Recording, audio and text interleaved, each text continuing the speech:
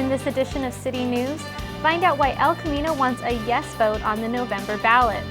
Also, History on Wheels visits the local farmers market, and Hawthorne High School makes some huge improvements. These stories and much more coming up on City News.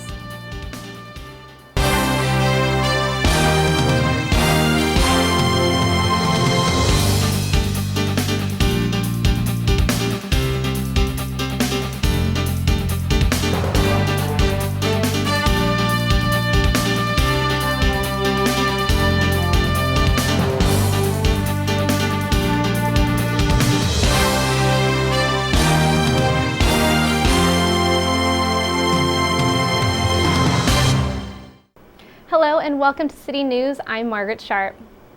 10 years ago, El Camino College asked for bond money to build and renovate their campus, and voters said yes. This year, the college is hoping for the same level of support with an extension of Measure E on the November ballot. I'm the same age at the college, so I make those comments about, when you get to be that age, your roofing goes bad, your plumbing goes bad, etc. El Camino College is 65 years old, and the initial bond of nearly $400 million has been used to improve the campus. That first bond included a new parking structure, new and renovated buildings, and a new football stadium. Fallow says that many enjoyed the iconic old stadium, so replacing it did create initial controversy.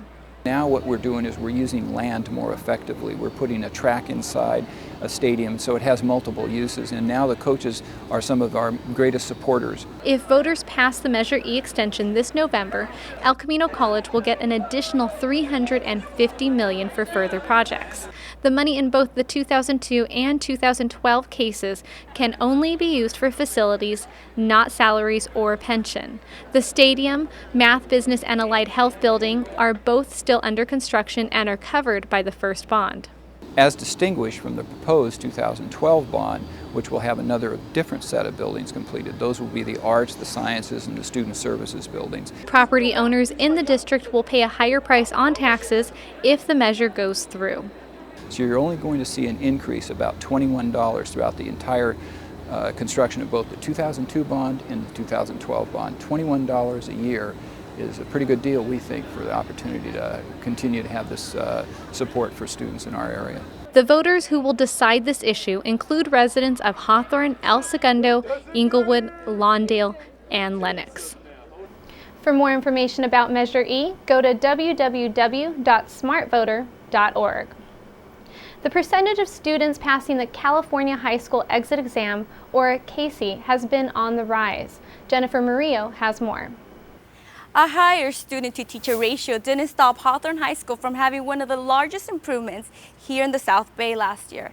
Principal Mark Newell tells us what they do to help prepare the students for the CASE exam every year. No school can prepare for a test. Say, okay, this is what's going to be on the test, this is what we need to cover. But what we can do is we can align our curriculum to those things that are effective, or those things that may be on the test that all children should know. As school is back in session, teachers have started to take the same measures that helped many students last year. One thing that our English department did is every several weeks they give out writing prompts for the kids. These dedicated teachers volunteered hours of their own time, hoping their efforts would help their students succeed. They stay together after school, they don't get paid for it, and they'll sit for a couple hours and they'll just grade each other's papers. Math teachers also put in extra effort to help improve mathematical scores. In math, we also have a warm-up. We get these problem solving, and he shows us how to go over it, tips and strategies and stuff like that. Last year, approximately 100 students who didn't pass the CASE the first time were chosen to receive extra help from a private company. It provided the students with that extra support on a Saturday morning in English, language arts, or mathematics. The California Exit Exam was implemented to have all students graduate from high school with the same basic knowledge. Too many children were passing, they were getting the credits, but they would graduate and then colleges or work locations would find out that this kid can't even read as well as he should have, or doesn't have the computational skills in mathematics that they should have. Students wishing to graduate from a California high school need a minimum score of 350 on the CASE. Today, there is a 95% passing rate. Many schools continue to strive towards perfection by providing extra incentives for their students. We also have movie tickets and little iPods and things like that we hold raffles for. I would like to see our principal dye his hair. That would be really funny. To see the commander-in-chief walk around with that wild color hair, that's what I really look forward to. Principal Newell says parents can also help by making their children complete their assignments, are on track for the KC exam in March, and for graduation.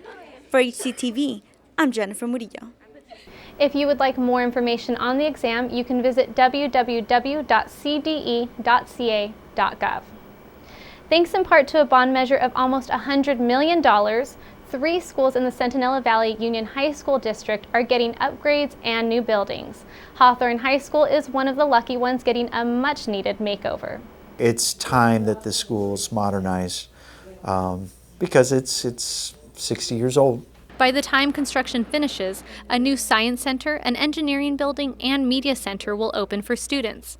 This is part of the modernization that Principal Mark Newell speaks of, and a movement to design learning places differently. Back 10, 20, 30, 40, 50 years ago, schools were all built the same.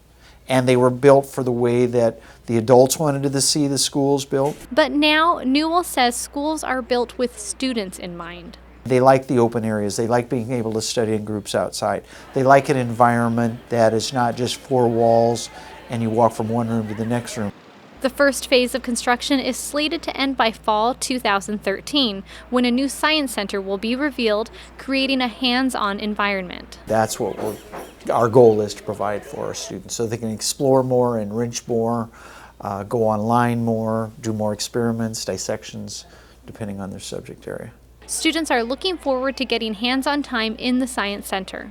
I wanted science to be more exciting, so I feel with these new buildings, it will kind of make it more exciting to learn. Since the first phase won't roll out until next fall, some students will just miss the benefits. It's going to be pretty cool, but I'm not going to be here to see it because I'm going to graduate this year.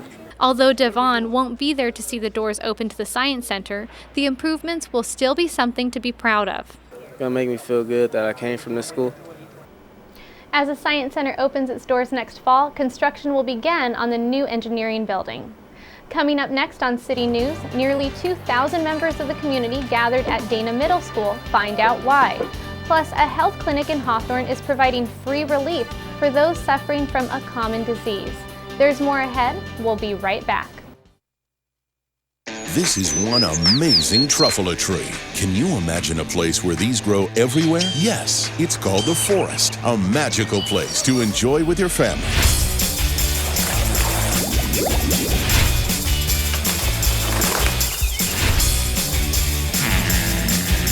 Ooh. So discover the forest and explore all the wonder that's there. Visit discovertheforest.org to find a forest near you.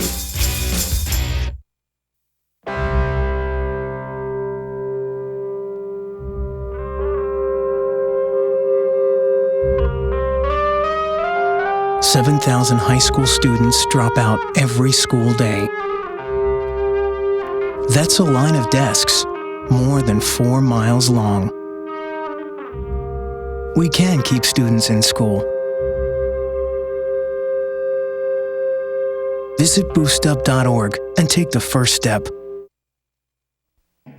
You're watching Hawthorne Community Television, Channel 22, quality programming for the city of Hawthorne. Welcome back. Hawthorne prepares to let the games begin. Reporter Amy Davis has the story.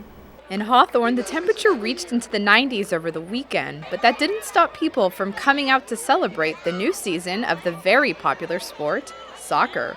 Today is the opening day for AYSO Region 21 in Hawthorne, and coincidentally it's also our 40th anniversary. And with 40 years of organized soccer under its belt, AYSO isn't getting any less popular with the kiddos. We do sign-ups in May and June. Those kids are wound up at sign-ups. They say 2 months is too far to wait. Over 100 teams are registered this year. Each team participated in the opening day parade where they took turns showing off their individual team banners, many of which were homemade by the team players. Next we have Manchester United. Coach! Edson Chavez. After the parade, children played, ate food, and enjoyed soccer-related activities that were hosted by the MLS soccer team, Chivas USA. They want to play. They are excited, and I don't know, they got energy that comes to second nature, and I sure wish I could grab some of that. It's great to see everybody participate and have a fun family day of starting the kickoff of AYSO soccer. Soccer season officially started last Sunday, and over 1,200 kids are participating. For HCTV, I'm Amy Davis. Registration for next season is in May. For the past several years, the Hawthorne President's Council has held a community barbecue to benefit the Holiday Assistance Program. The council asks community members to bring canned foods, toys, or any goods that can be used to create holiday baskets for low-income families. The baskets will be given out this Thanksgiving or Christmas. This year's barbecue will be held at the Hawthorne Memorial Center on October 18th at 5 p.m. For more information about the event or how to donate, email community.advocate@sbcglobal.net. School today for a healthier tomorrow. See how those with diabetes are finding ways to live healthier lives. Reporter Amy Davis has a story. There may not be a cure for diabetes yet, but there are ways sufferers can get a handle on the disease. And now at the Vasek Polak Clinic in Hawthorne, a new program is making it that much easier. This program is called GOAL, which stands for Get Out and Live, just to promote a healthier living, healthier life, so that they can manage their diabetes in a good way. Thanks to a grant from the state of California, this program is free to all approved patients, and it includes an extensive amount of education and treatment. So they get clinical tests, lab work, physicals. Then after the program, 3 months later, they get another post-test. Patients are referred to the program through many scenarios, such as health fairs, doctor's referrals, and walk-ins. We've identified individuals that need this clinical attention. We get them into the program. After the patient is approved, they begin their educational journey. Over the course of the 9 weeks, we have a ton of material that we provide. Each week, the class meets for 3 hours, and it includes a physical checkup with nurse practitioner Melody Lee. We do medication management, talk about their blood pressure, and then how they're doing with their diet and exercise. For patient Phyllis Murray, the GOAL program is proving to be very beneficial. I'm learning how to control my diabetes after so many years of ignoring it. In addition to learning how to manage her diabetes, Marie says she is experiencing an overall improved quality of life.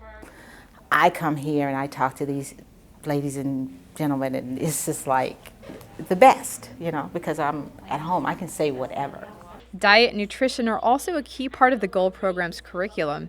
Health experts come to the classes and show patients how to prepare various diabetes-friendly cuisines. Kind of taking that extra moment and saying, well, let me check and see how much sugar is in this before I decide to pick it up. Maybe I can walk down the aisle a little bit and there's a better product. With obesity on the rise, more people are being diagnosed with diabetes than ever before. And nurse practitioner Melody Lee warns that if you suspect you have the disease, it's highly recommended that you get screened. It has a multi-system effect. It can affect your eyes, your kidneys, it can cause heart attack, stroke, amputation, blindness. So the effects are very devastating. The clinic is also available for other preventative health and medical needs for those who are underinsured or low income. For HCTV, I'm Amy Davis. For more information about the GOAL program, call 310-355-0100. When we return, the Senior Center wraps up summer with a dance. Stay with us.